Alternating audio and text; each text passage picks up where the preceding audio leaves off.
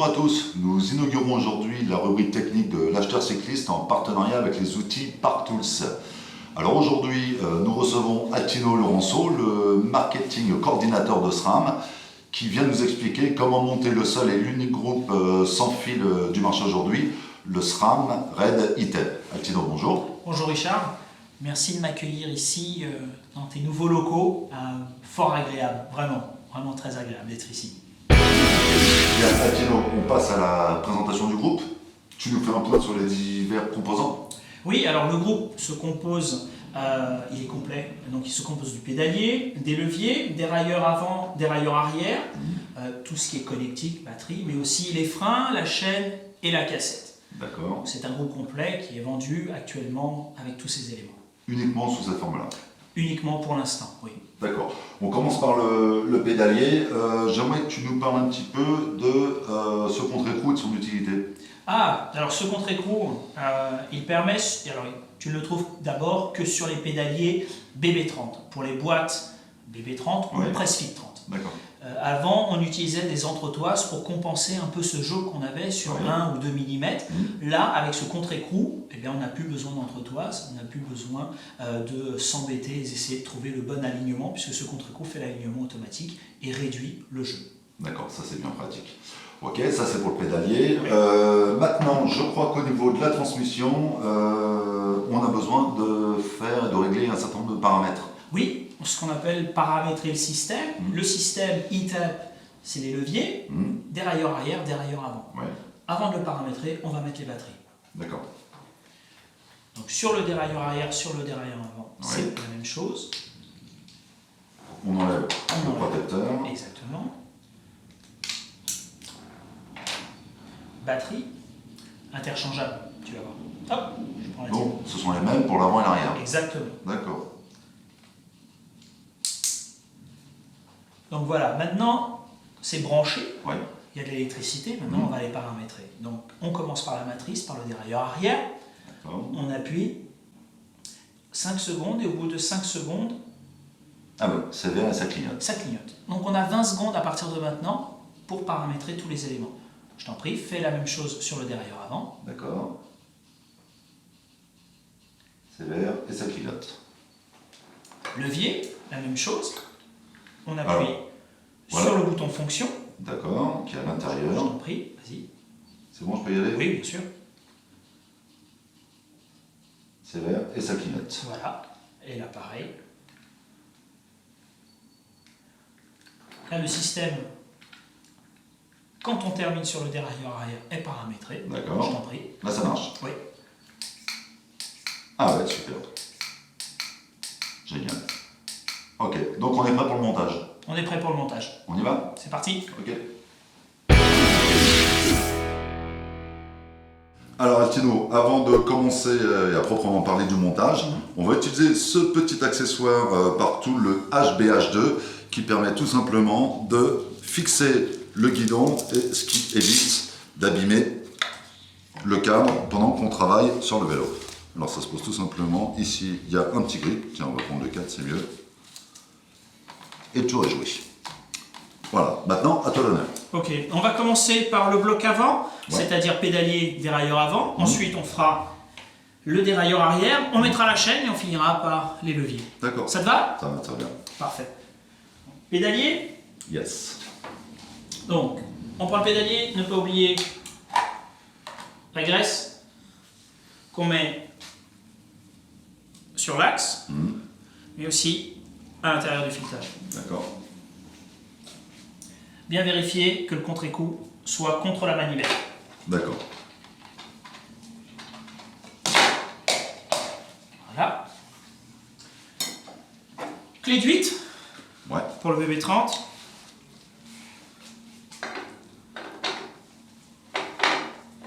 Hop. On visse, on vient en contact et à partir de là, on prend absolument la clé dynamométrique, on met à 52. Faire très attention au couple de serrage. Ne pas assez serrer, ce qui va se passer, c'est que la manivelle partira et vous risquez de vous faire mal. Trop serré, ça va comprimer le système et il y aura plus de friction. D'où le couple obligatoire. Alors celle-là, c'est la grande de chez PartTools. donc qui monte de 13 newtons à 60 newtons. On verra par la suite que pour les petits serrages et les petits couples, il y a une deuxième clé qui existe qui elle va de 3 à 15. Donc pour le réglage du contre-écrou, très simplement, hop, il y a un petit trou, on vient utiliser la clé de 2 mm à laine. D'accord. On vient en contact. Et en fait, tu tournes la manivelle simplement pour faire venir exactement le contre-écrou en contact avec le cadre. Tout à fait. Dès qu'on arrive en contact, pas la peine d'aller au-delà, on vient serrer la vis. Et voilà. C'est hyper simple en fait. Très simple. Merci Richard. Et effectivement, pédaguer. Et encore, il n'est pas rodé, hein, tourne hyper librement. Donc, maintenant, on va faire le dérailleur avant. Ouais.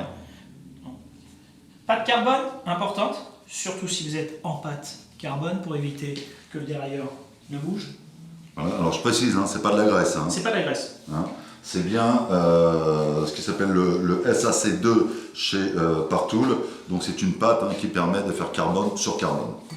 Donc ce qu'il faut absolument, c'est mettre le dérailleur avant en position haute. Donc, alors au choix, on peut le faire directement sur le bouton de réglage de commande qu'il y a sur le dérailleur, ou bien sur les leviers. Particularité du dérailleur avant, entre autres, c'est la cale de maintien. Cette cale, en fait, on la prémonte en lui laissant la plus grande largeur sur l'arrière du dérailleur avec une clé à laine de 2. Donc tu les mets en position la plus reculée. Exactement. D'accord. Pour permettre de bien dégager. Et cette cale-là, quand on a fini le réglage du dérailleur avant, c'est-à-dire avec les butées, avec le positionnement, eh bien on vient la caler contre le cadre, contre le tube en fait, qui permet au dérailleur de ne pas pivoter. Donc notre système Yo dérailleur avant se fixe comme tous les dérailleurs avant de la gamme SRAM.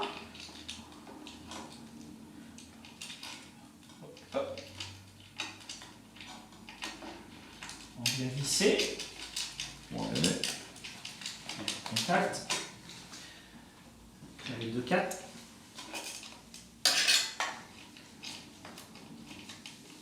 Donc sur le dérailleur avant, particularité, c'est que vous avez à l'intérieur un marquage de laser qui vous donne la hauteur, c'est-à-dire qu'à partir de là, vous le positionnez sur la dent la plus haute et vous réglez votre dérailleur pour que la dent soit bien au milieu. Très bien, le marquage est à l'intérieur de la fourchette, on a juste à suivre. Voilà. Et ensuite, il y a 2 marquages supérieurs, un à l'avant, un à l'arrière, qui permet d'aligner, quand vous mettez bien devant, bien au-dessus, qui vous permet d'aligner le dérailleur sur le plateau. Alors effectivement, on a 2 traits qu'il suffit de mettre à l'aplomb du grand plateau, il ne faut pas se tromper. Et maintenant, on serre, on vient en contact, on prend la clé dynamométrique, la petite, 5 newtons, et voilà. Donc le dérailleur avant est fixé, le dérailleur arrière se fixe, donc on n'oublie pas, pareil, de la graisse sur le filetage. L'idéal, c'est qu'on le mette directement sur sa position la plus haute, ce qui libère en fait l'accès à la vis. Et oui, donc ce qui est possible grâce au système électronique, puisqu'il suffit d'appuyer sur le levier et de mettre le derrière dans la position qu'on veut. Ça, c'est super. Et ensuite, le réglage des butées se fait de façon classique. Butée extérieure pour le petit pignon, butée intérieure pour le grand pignon. Et ensuite, on a aussi la hauteur qui se règle par cette vis-là, qu'on appelle la B-knuckle, chez nous, la vis B, qui permet l'écartement entre le grand pignon et le... Alors cette vis, Altino a raison, elle est importante parce qu'on l'oublie souvent. On a les 2 vis de butée classiques qu'on connaît sur tous les dérailleurs. Mais en plus, la 3e vis, vous verrez, elle est toujours située près de la chape. Et il est important de bien la régler puisque c'est elle qui va permettre à la chape de se déplacer sous la grande denture de la cassette de façon à ce qu'on n'ait pas de problème et que la chaîne ne vienne pas en contact avec le côté des pignons. Donc n'oubliez pas ça. Donc, pareil, serrage au couple, 5 newtons.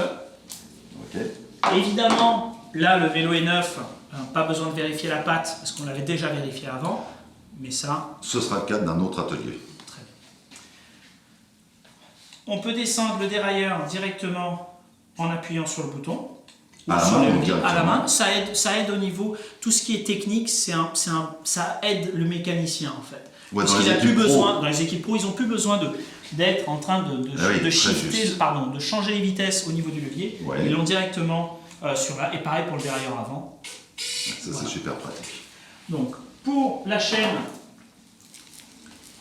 Alors, le montage de la chaîne se fait très simplement. Alors au passage, combien de maillons? La chaîne, on a 114. D'accord. Toutes nos chaînes ont 114 maillons. D'accord. Et là, en fait, il se trouve qu'elle doit être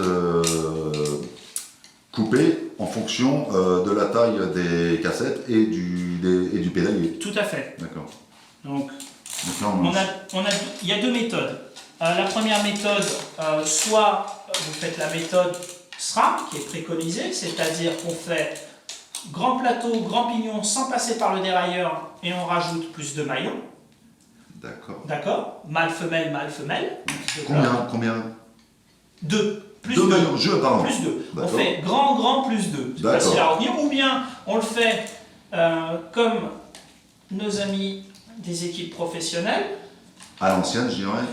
Oui, si on veut. Pour les versions. Donc, et on fait un alignement optimum entre les axes des deux galets Ouais. et l'axe de la roue arrière. Voilà, comme si on tirait un axe vertical entre ces trois points. Exactement. D'accord.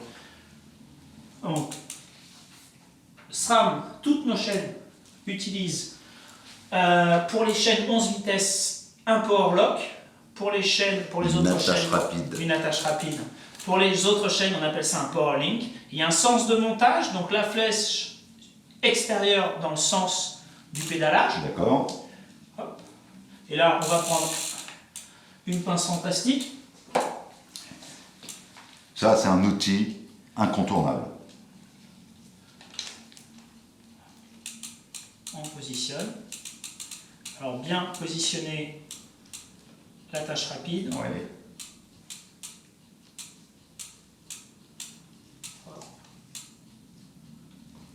Donc l'attache rapide, hein, bien sûr, est en deux parties. Donc on vient la rentrer de chaque côté de la chaîne. Et ensuite, il faut l'enclencher. Si j'y arrive. Voilà. Ce qui est bien avec cette pince, c'est qu'elle est déjà en fait pré-contrainte. Donc elle peut tenir la chaîne sans aucun problème. Et à partir de là, on pousse. Le système est enclenché. Alors vous avez vu, la chaîne, en fait, elle vient prendre les maillons. La pince, pardon, elle vient prendre les maillons. On l'écarte. Et donc, elle enclenche directement les maillons de l'attache rapide. Et elle marche évidemment dans l'autre sens en serrant pour l'ouvrir. Et ça, c'est super. Surtout pour l'entretien. Donc là, je vais avoir besoin de toi, Richard. Je te laisse les leviers. Et si tu peux changer les vitesses, pour que moi, je puisse peaufiner le réglage. Alors, attends, je vais mettre dans le bon sens déjà. Voilà. Oui. Voilà. Tu me dis ce que tu veux. Si tu peux descendre. Voilà, encore. Voilà. Là, on va régler. Et oui, parce que rappelons, hein, ce que j'ai fait naturellement, c'est que j'ai cliqué sur le levier droit pour descendre, mais en fait, un levier droit pour descendre et un levier gauche pour monter. Si tu peux descendre. Ouais. Tu es à fond, encore? Je monte? Ouais, continue. Encore. Encore. Donc là, bien vérifier. Vas-y. Voilà. Parfait. On remonte. Parfait. Tu peux changer le plateau à l'avant, s'il te plaît? Ouais. Les deux en même temps. Les deux en même temps. Hein, on appuie simplement sur les deux manettes. Et si tu peux monter tout en haut? Faisons un peu, voilà. Voilà. Alors, c'est un coup à prendre. Bah, surtout qu'elles ne sont pas fixées sur le guidon. Donc là, on va venir faire la limite inférieure. Ouais, donc on est sur un réglage classique. Voilà. Donc là, tu peux passer le grand plateau, s'il te plaît. Parfait. Et là, on va faire régler. Bon, donc là, on est sur un réglage classique de dérailleur. Hein, donc, Ce qu'il y a de plus classique. Maintenant, il ne reste plus que les leviers à mettre. Très simple. bon, voilà, je pense que je vais y arriver aussi. Oh oui, je pense aussi. Donc, on a changé. On était sur le devant de la poignée. Maintenant, on l'a mis sur le côté. Ah oui, donc la vis hein, du collier. C'est clé de 5. Donc, hop, on se positionne. Et là. Voilà. Pareil, hein, tout est classique. On est sur le serrage d'un levier à l'ancienne.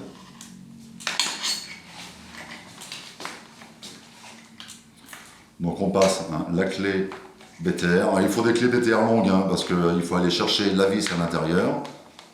Et une fois qu'on est en contact, on n'a plus qu'à serrer. Le montage des blips, les voilà. Enfin, en voilà une. Donc, nous avons 4 tailles différentes, ça va de 15 jusqu'à 60 cm. Donc, on peut utiliser 60 cm pour tout ce qui est cintre de contre-la-montre. Et le 15, généralement, est utilisé pour les cintres classiques. Donc, on retire la cocotte. Et ici, on a 2 ports. Donc, ça veut dire qu'on peut mettre 2 commandes déportées, 2 blips. Une supérieure, une inférieure. En fait, vous pouvez la mettre un peu où vous voulez. Donc, on retire le connecteur. On vient mettre en place le blip. On a un support de blip qui est là. Alors attention, il y a un support droite, il y a un support gauche. Ne vous inquiétez pas, il y a un petit L et un petit R à l'intérieur. On vient glisser le blip à l'intérieur. Et on vient le fixer ici. Alors, le mieux, évidemment, c'est de le mettre avant la guidoline. Voilà. Et ensuite, il n'y a plus qu'à appuyer et à mettre le deuxième blip sur l'autre poignet. Et voilà, le groupe est monté. On a fini. On a fini. C'est quand même exceptionnel. On a pris notre temps quand même. Bon, bah c'est vrai qu'on était un peu long, on a mis au moins 5 minutes. Ouais. Bon, bah écoute, tu reviens quand tu veux, hein, j'ai un vélo à monter, donc si tu peux venir filer un coup de main, ce serait cool. Avec plaisir. Super. Encore merci. À bientôt. Merci à toi, Tino. Merci. Ciao. Ciao.